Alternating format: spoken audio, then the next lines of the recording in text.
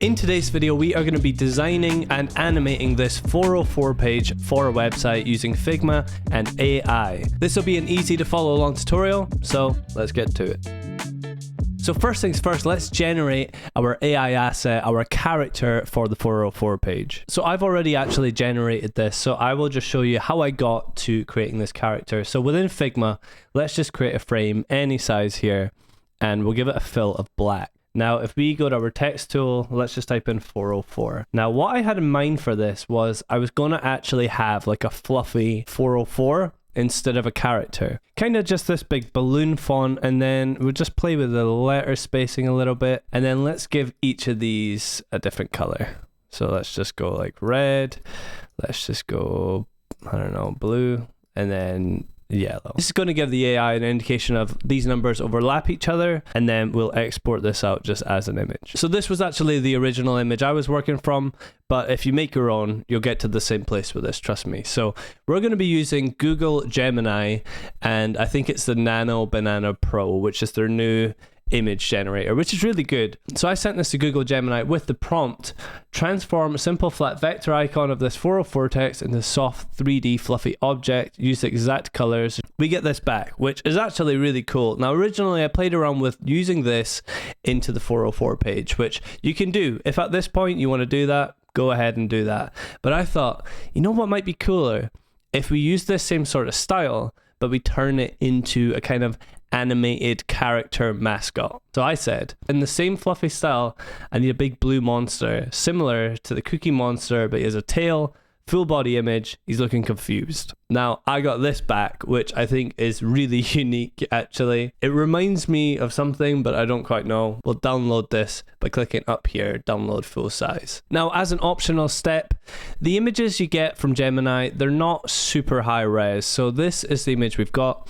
Now, I've recently been using Upscale, which is a free AI image upscaler. You can download it, and we can just go upscale, which will make it 4 times as big, and we'll just press that, and it'll do it magically. This will make this into a massive image, but what it's actually going to do as well is it's going to make it sharper, and it means that when we cut it out, because we're going to have to remove the background on this, it's just going to be a little bit sharper. And this is our result here. You can see the before and after. Now the after is just a little bit sharper, which I think when you have all this detail with the fur, it does make a bit of a difference. So it's an optional step, but if you want to, you should get upscale your images. It'll just come out a little bit nicer. Now, once you've got the image, it's time to remove the background for it. Now, I just use Photoshop for this. You can use any tool that'll remove the background, but the way I'll do it, I'll go select, and then I'll go subject, and hopefully it'll just select our subject more or less. Now, if we go up here to select, we can go select and mask. Now we can refine it a little bit. And now if we click this button up here, refine hair, look what it does around the edges. It's pretty smart. And then we'll go okay. And then we'll click down here to mask it. And there is our image, and then we'll just save this as a PNG. Now we've got our AI asset, we can start heading into Figma and putting it together. Okay, so in Figma, we'll create a frame, and we'll go up here to desktop, and we're going to choose MacBook Pro 14. Let's drag in our image, and we'll just get it positioned somewhere in the center for now, just kind of scale it down. Now for the background, we're going to actually give it a gradient background. And these are the colors we're going to choose. These 2 colors here. So it's going from this sort of darker blue to this lighter blue. And already that kind of adds this kind of studio sort of background for him, you know, with that being the lighter bit. It kind of gives him like a base to sort of stand on. What we can do as well is let's just make an ellipse here. We'll drag this out. We'll make this black, and then we'll go effects, and then let's go layer blur. Boost this up a little bit like this. Now look what happens when we kind of put it behind him, and we'll just drag this behind him in the layers panel, and now that kind of just puts him in the scene a little bit more. And then let's just reduce the opacity down, because you don't want to see it too much. Little things like this can make a big difference. So there's it without, there's it with, without, with, optional. Now next up, let's go to our text tool, and let's add in a giant 404 text. So I'm using this font here, Manrope, extra bold, and let's put this behind our character. Something like that. Now I really like how the O kind of frames around him. And the fill of this, let's actually give it a gradient. So this will be subtle, but we'll do something like this. So it's going from white, but it's kind of running into that, which is our sort of background thing there.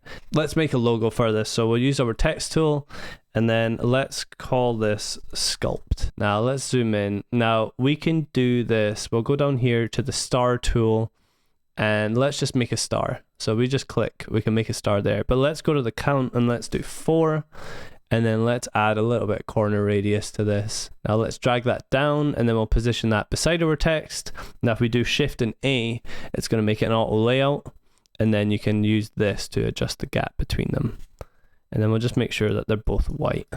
And really you can just play around with it however you want. Let's take the text from this and we'll drag that over, and then let's go log in, and we'll change the font size of that to 20, and then we'll go Shift and A on that to make it an auto layout. And now we're going to turn this into a button. So we'll go fill, we're going to give it this gradient background here, which is just very subtle. So it's going from this color to this color. It's just almost white but not quite. Corner radius of like 16.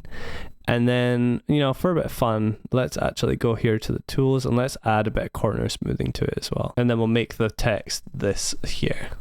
We'll adjust the padding. So let's just go 16, and then we'll go 16 again. Now with this button, I'm going to add some effects, but I'll go through and show you what each thing is doing. A lot of this is just using drop shadows. So I'm using drop shadow here, which works as a kind of outer stroke. Little touches like that.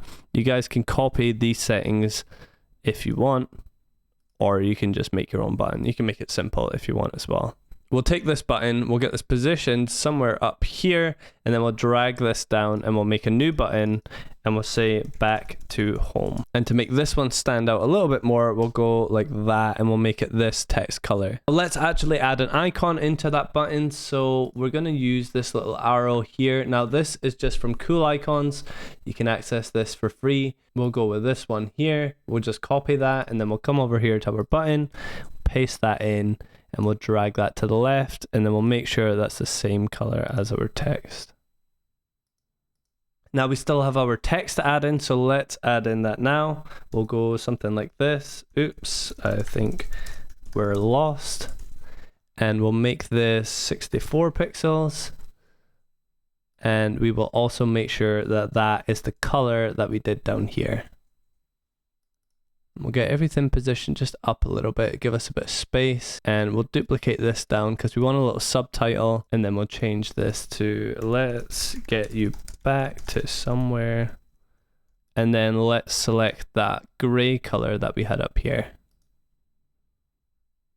And then we'll just get everything spaced out correctly. You could play around with it, you could tweak it for ages, but something like this is looking good. Now there's one final little thing I want to add to this. Now this is just a little secret thing that I've been adding to too many of my designs recently, but I do think it just looks cool.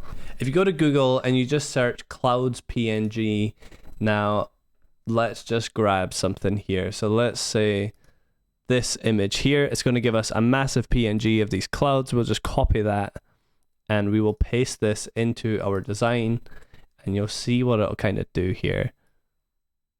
And then we'll put it behind our character, but in front of the 404. And then let's reduce the opacity of that a little bit.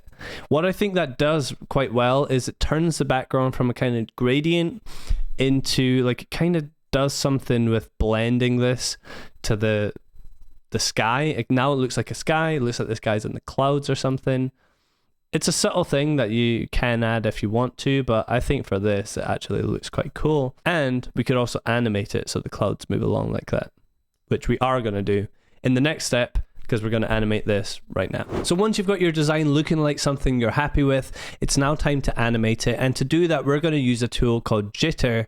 And there's a plugin to go from Figma straight into Jitter, and I'll show you how we do that. So in Figma, we go down here to plugins. Now let's just type in Jitter, and it'll come up with this plugin here. So we can click on our frame, and we can see it here. We'll go copy. It's going to take all of our layers, and then we can do this, open in Jitter, and it's going to bring everything over into Jitter. Now it's actually messed this up slightly, but we'll just drag this down. Now what we can do is we can start animating different parts of this. So let's select our header here. We'll go over here to animate. new animation, and we could do something like this, mask reveal. The 404, I think, let's see, maybe we could have it appear like that. We'll do something, we'll click on our text here, and we'll do something like appear like that. You don't want to go over the top here. I mean, have fun with it, make it whatever you want, but you can go over the top with animations. You don't want it to be too crazy when you come to the page. You don't want users to have to wait either.